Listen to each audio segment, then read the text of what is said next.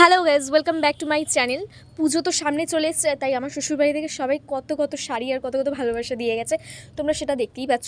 আমি আলাদা করে তোমাদের সাথে একদিন আমার শাড়ির সব যে শাড়িগুলো পেয়েছি সেগুলো শেয়ার করব, বাট আজকে একটা ছোটো ক্লিপের মাধ্যমে তোমাদেরকে দেখিয়ে দিলাম। কেমন লাগলো অবশ্যই আমাকে জানিও। ওপেন রোডের সামনে বাড়ি হওয়াতে খুব ধুলো পড়ে বাড়িতে, আয়নাতে বলো টেবিল বলো, একদিন পর পর না মুছলে পুরো ধুলোই জমে যায়।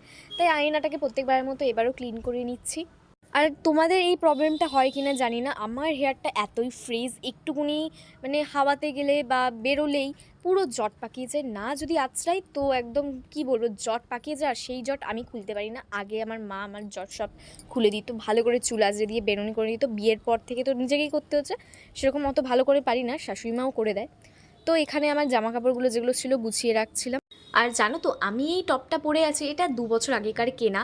আর না পরতে পরতে একদম ছোট হয়ে গেছে, তাই আমি ভাবলাম কি করবো এখনই পরে নিই। আর এখানে আমার বরের ফোন চলে এসেছিলো, কারণ ও আজকে বাড়িতে আছে, তাই আনতে যাওয়ার জন্য। আর এখানে রান্নায় হচ্ছিল উচ্ছে ভাজা, যেটা আমার একদম পছন্দ নয়।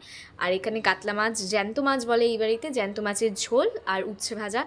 আর এই সানগ্লাসটা আমার দেওর এনেছিল, এই শেডটা এতটাই কুল, আমি তো পুজোর সময় আর কিনবই না কোনো সানগ্লাস, এইটা পরেই ঘুরে বেড়াবো পুরো পুজো, ওকে আর আমি দেবো না, এটা আমার পছন্দ হয়ে গেছে। আর এইদিকে আমার বরকে আমি একটু ডিস্টার্ব করে নিচ্ছিলাম, কারণ ও বাড়ি ফিরেছে অনেকদিন পর। ভ্লগটা ভালো লাগলে একটা লাইক আর শেয়ার করে দিও।